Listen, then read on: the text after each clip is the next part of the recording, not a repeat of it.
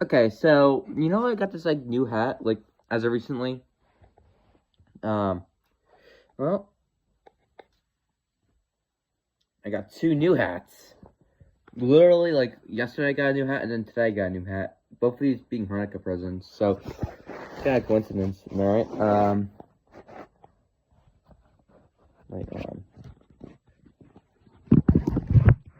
this kind of works. All right. So here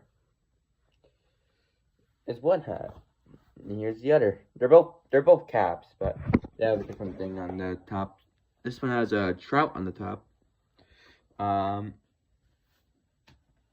And oh, whoops, my hat's dropped. Whatever. And this has mountains on top. Oh, I just picked my hats up. They fell. Alright, stop falling hats. I'm in the middle of Hanukkah-O-Rama. Oh, Hanukkah-O-Rama. Oh, Hanukkah-O-Rama. I'm sorry. Which, by the way, after Hanukkah-O-Rama ends, like after Hanukkah ends and all that stuff, I think it's gonna switch back to Vlog-O-Rama. Like I could still talk about drama, but Llama-O-Rama just isn't sticking, man. It just ain't sticking. I'm sorry. I I know the idea of like combining Vlog-O-Rama and Drama-O-Rama is cool, but all I'm gonna do is just like change the name back to Vlog-O-Rama. That's all I'm gonna do. I'm still gonna keep the drama, of course. Yeah. Okay, I was trying to plug my phone while doing Vlog-O-Rama, and then it just unplugged. Whatever. Who needs plugging when you got vlogging? I wish I can actually move my phone around, I guess. But yeah, at this point, I've completely removed Pepper's cage from my room. It looks so different now, like our cage. And not for the greater good. I'm saying this in a bad way. Like this, it just feels bad. Oh yeah, not to mention, I forgot to say I got rashes and her fur as well. I'll do a memorial vlog once Hanukkah-O-Rama ends, and when I get a picture of her, because my mom's gonna like have to get a picture of her that she took in the past, like before she died. So she's gonna have to go looking for a picture to put on there. See, it says Pepper. See right there. These two glass bottles are fur.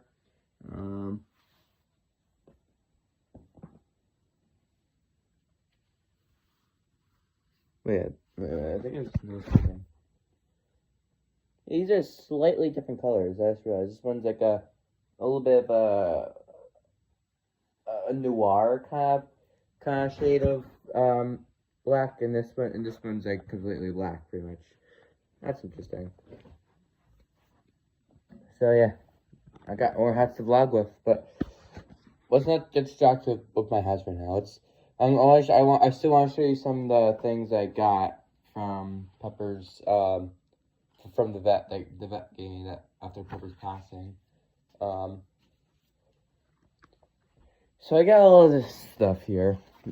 First one here is with deepest sympathy. Dear Cartmel family, may it help in some way to know that our pets never truly leave us.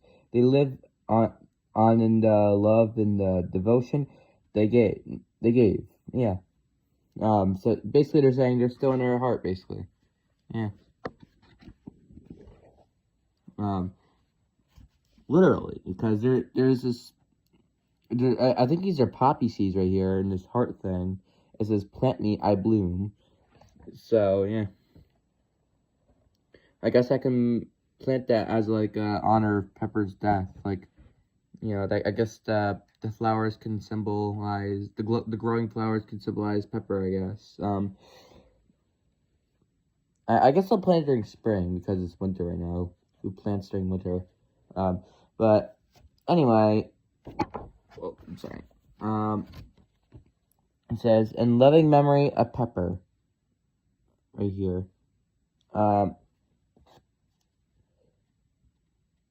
Love knows not its no, I'm sorry. Reading cursive. I'm not really good at reading cursive. Love knows not its own death until the death, not the dying death, but like DEPTH death, like down, like Anyway, own death until the what's that say? Hour of separation.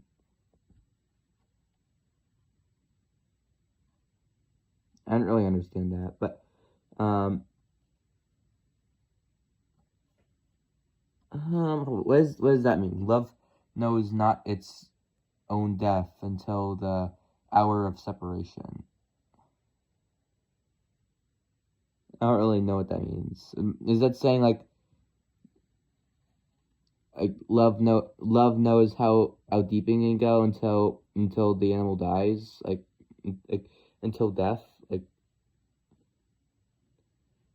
I guess that's what it's trying to say. No, I'm sorry. I'm not. Love doesn't know its own death. No, love doesn't know how deep it can get until the animal dies, I guess. Is that what it's trying to say? I guess so. But with sincere sympathy, the doctors and staff at the animal hospital for Monroe. Now, there's also some other stuff I got here.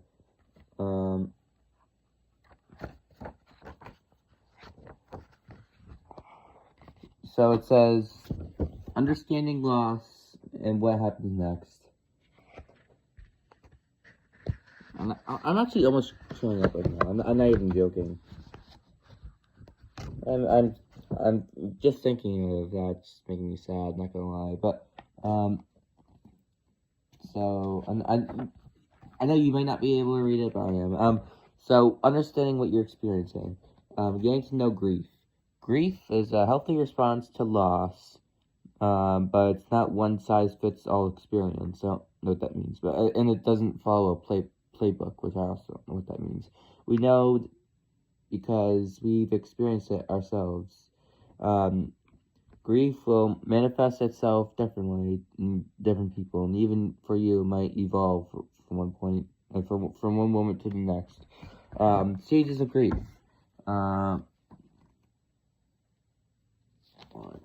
I'll show you, but it's hard to point the angle at, especially how it looks darker. So the stages of grief. Denial. Denial is a common defense mechanism that helps numb our emotions. So basically saying, "Oh no, this didn't happen. This didn't happen. Nothing happened. Don't worry." It basically kind of like that. Like, "Oh no, she didn't die. She didn't die." Kind of like that. Anger is a likely familiar emotion and a necessary part of the healing process, which, I mean, I can understand, Bargaining is a normal reaction to feeling helplessness. I don't necessarily know what bargaining means. I feel like I should know what that means, but this one I do know what it means. Depression, which I know what that means. Depression is typically the stage which you really start to feel the impact of your loss, which is like, feeling very sad, anxious, like, like feeling very down, feeling very like,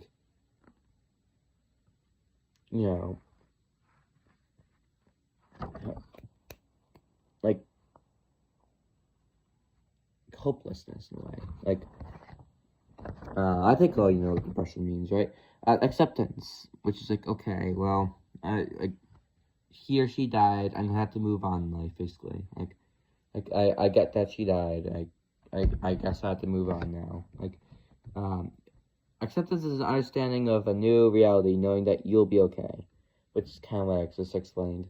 The process of embracing grief will leave you physically and emotionally exhausted. You'll likely lose sleep. Your appetite might be affected for a time. Thoughts of your loved one will invoke feelings of sadness, which exactly what happened to me. Like, literally, the night she died, like, 11 something p.m., I couldn't sleep. I literally couldn't sleep the whole night. I had insomnia. And plus, at 4 a.m., I got up, like, at 4 a.m., like, because I was trying to sleep. I couldn't, I just kept crying. And so I got up at 4, from my bed at 4 a.m., still awake, right? And I ate a whole entire bowl of spaghetti. Yeah. So I ate, like, and, I ate a lot for some reason. Like, I was, like, kind of overeating. So, yeah. I feel like when you're doing a vlog, that shouldn't be the case, where you should be under eating, but I don't know, I guess I was just feeling hungry. I guess my appetite was, I don't even know, okay, now that, I can't really explain much, but one day you wake up, think of them, smile, and it might seem, far-fetched in this moment, but if you embrace your emotions, that moment will arrive.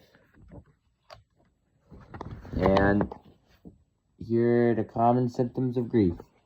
Crying, exactly happened. Anxiety and fear, happened to me. Difficulty sleeping, very much happened to me. Frustration, kind of. Loss of focus, yep, I couldn't really tell. Fatigue, I'm pretty sure this means, like, I lost all my energy kind of thing. Like, I think fatigue is where we don't have much energy. But, yeah, I guess so, yeah. Weight fluctuation, I think so. Digestive issues, I don't really know about that one. I couldn't really tell if I had them or not. Headaches, not really, but aches and pains I did have. Like, where broken heart syndrome is where basically your muscles contract, or something like that, or stress hormones cause something to happen to your muscles where you start to feel pain. I think your muscles, like, kind of contract, where basically, like I said, you feel pain, and, like, you literally feel physical pain from sadness, basically. At times you may feel completely numb, and others you may feel overwhelmed with emotion. Both are normal, and so is every conceivable response in between, because there is no wrong way to grieve. Yeah. Oh yeah, here's a certificate about Pepper's death, where it says, "In loving memory of Pepper." No, a certificate of cremation. In loving memory of Pepper. Cremation with care this 26th day of December 2024, which is the day she got cremated. It's not the day she died. The day she died was December 20th. We took her to the vet for cremation the day after, because, she died at, like, 11, like, late 11 p.m. So, yeah. So we took her the next day. They got cremated, but apparently they took, like, 5 days to cremate her. But anyway, may you cherish the memories, and may their love live forever in your heart. Yeah, you're right. She'll forever be in my heart. Rest in peace, Pepper. I love her. I am actually tearing up. You might not see her because the camera thing. Oh.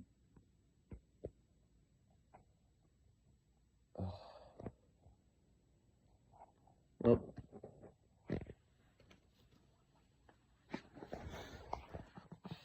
yeah, that's when I got back from the vet. Sad situation. But I'm basically at the point of acceptance now. I'm still grieving. Like, I'm still kind of, like, very unhappy. Like, I'm kind of just, like, barely grieving at this point. Like, I'm kind of back to normal, I guess you can say. Yeah.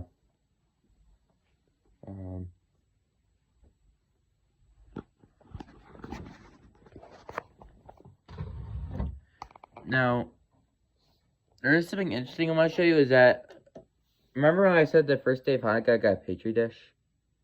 And so, I used a swab stick to, like, swab an empty thing of, like, cat food, right? Liger's Fancy Feast. That Liger likes to eat, right? Right, Liger? Oh, he's sleeping. So, basically what I did was swab it a little bit. And then I also swabbed a little bit in this plant here, my aloe vera. I'm not even sure if it's even alive at this point, but I swabbed the dirt a little bit, and I put it in a petri dish. And so I got fungi, I got mold. It grew in like 3 to 4 days. Wow. Also, I like how the agar is literally like starting to like crumble up like a mountain. Like it's literally starting to like rise up or something. You see there in the middle, but yeah, I found it kind of interesting, like because it is literally the perfect conditions for mold, because I'm placing it in this dark drawer next to the agar, which is already a breeding ground in the first place for bacteria and fungi, and literally like it got very moist in there. I mean the agar itself got very moist because I flipped it upside down, so it gave it the perfect. Now, even more, perfect is an understatement for the conditions for those, for the agar stuff. Hold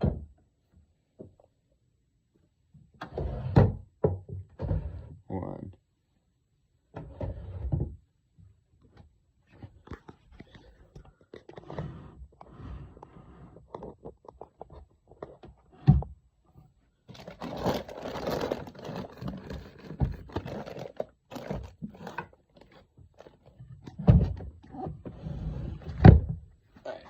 I was shifting through the drawers, but yeah.